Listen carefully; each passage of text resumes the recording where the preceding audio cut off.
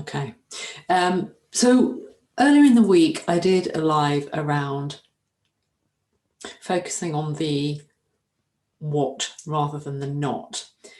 And I realized, because I do this stuff day in, day out, this all makes perfect sense to me. But because I keep this very short and sweet intentionally, because the last thing we need is overwhelm, I realized that maybe it needed a little bit of additional clarification, explanation, and put it into situations, because everything I do is incredibly simple. Oh, why make it hard? But simple doesn't mean easy. And my partner's just joined. That's just thrown me completely. Go away. Anyway, so focusing on the what. Let me give you a couple of examples. So the first one I was thinking of, the easiest thing for me is to think of clients usually because they're top of mind and I've spoken to them. Where we shifted something for one particular person, or where she was able to shift for herself, because it's not me doing the work, it's you, was that she did a great job. She was very focused on, reviewing work when she'd done it and waiting for feedback forms to come in from people that had attended training and working out for herself where she perhaps needed improvements, things that were perhaps little chinks that could do with a little bit of extra spit and polish to perfect her delivery. And that's totally understandable. And that idea of learning from failure, shall we call it, is totally in line with growth mindset. But I want you to separate that for a moment. That's not decrying anything to do with learning from failure or things that go wrong. However, what we can tend to do is fixate on the things that don't go well. And instead of learning from them and growing, growth mindset, we shrink and we diminish. So the idea is, and where this worked in this particular example, was to say, okay, let's change the dialogue in your head. And when you review what you've done, I want you to focus on all the aspects that you already do really well. You do them well. You nail it every time. You're in your element. It's easy peasy, lemon squeezy, just fell off a tree doing it. That, I just made that up, didn't I? But it's easy as falling off a log. That's the thing I'm thinking of. Love the way midlife messes with your head and your memory. And you might think, well, how is that helpful? That is helpful on so many levels. Number one, you can always why not focus on the things you're really good at and get even better at those, because that comes easily to you.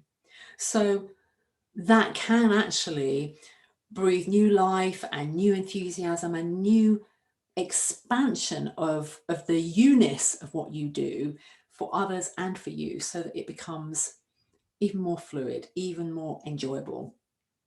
And it becomes a real win-win for you and the people that you're working with, whatever that thing is.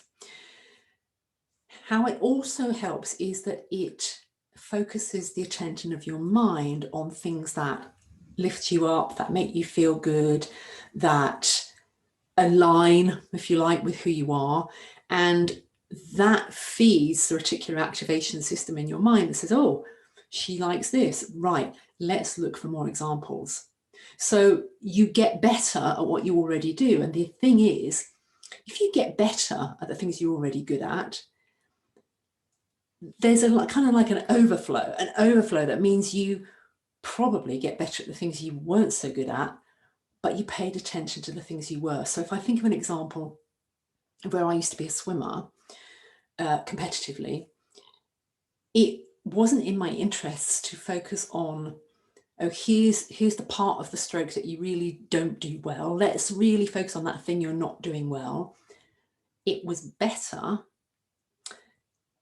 not all the time, but remember, this is narrow, this is focused, just focus one thing at a time, to focus on which aspects of the stroke really work. Let's really refine and hone and get incredibly good at those bits you're already good at, and then work on the stuff that needs a little bit of polish.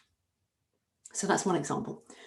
The other example is when we're very low, in the morass of brain fog or menopause anxiety, and we feel we can't do anything right, we can't get anything right, there is nothing right, we're never going to come out of this, our brains automatically take us to everything that is wrong, and why it's wrong and what's wrong with my body today. Oh my goodness, I'm having a hot flush. Oh, I don't feel comfortable. Oh, I'm feeling moody. Oh, I don't want to go out. Oh, I look terrible in the mirror. Everything is focused on what's wrong.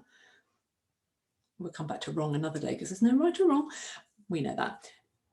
Instead, to start your way out of it, and that was what I was alluding to in the earlier recording at the beginning of this week, to get good at going, okay, I'm really expert at focusing on this stuff that feels rubbish, that I feel like I'm no good at, that's not working, that never will, that never did.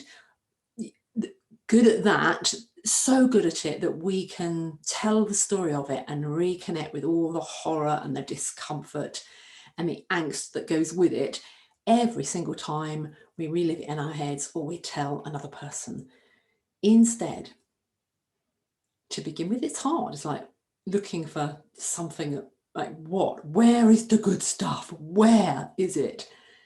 Just finding the smallest things that support you and help you and enable you, the tiniest things. And rather than it just being a list, oh, okay, she wants to focus on the good things. Yeah, okay, I got up at 8 instead of 10. That's a good start. But where you move that forwards and focusing on what was good for you, and also that's the other important thing, this has to be about you, not about anybody else. It's a judgment of you and what you know is good for you. So if, for example, you think, okay, I went for a coffee with a friend. Yeah, that was nice.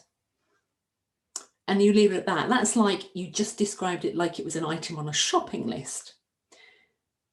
Think of this, you then look at it in another perspective. You tell someone about something that went wrong that day. You don't leave it at, yeah, I couldn't park the car for an hour, there was a traffic jam. You don't leave it there, do you? You go, oh, let me tell you about what it was like. I couldn't park the car, there was a traffic jam a mile long, people were waiting, I couldn't get in, I got stuck, I was looking at do you know what I mean? You engage and you embrace and you expand and you elaborate on all the feelings and all the drama and all the detail, and you could go on and on and on about it for ages with no effort whatsoever. Come to the good stuff, you go, I had coffee with a friend, that was nice.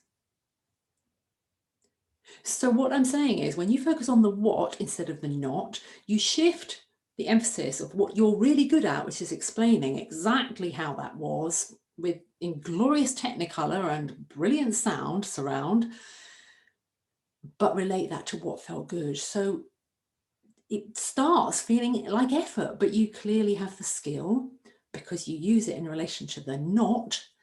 So you bring that skill into the what. So, well, what was lovely about that coffee with a friend? What can you notice? What are all the little details? Was it like a little joke that you shared? Was it the coffee was particularly delicious? Was it the light that day and the sun came out? Was it a bird that came and sat on a table near you? Really dive into the details so that you focus on the what works, what feels good, what you enjoy, what you want more of, what you want to be feeling and noticing and hearing. So that is adding a little more context, I hope, to the training I delivered earlier. Focus on what works, what you want, what feels good, and get creative, get expansive, get as expert in explaining what it is you want, what it is you enjoy, what it is that works on your terms. Get as good at noticing that as you are totally expert in at noticing what's going wrong. So I hope that helps create more context, helps you move forwards with it. Leave me a comment below whether you found this helpful, whether it's changed the way you think about something, whether it's suddenly given you oh yeah, I do that. And if you want to join in this conversation, I post the lives, you'll be able to access them more easily. over on the Menopause Anxiety Freedom Facebook group. Other than that, lovely to welcome you here today. Have a great weekend, and I'll speak to you next week. Bye for now.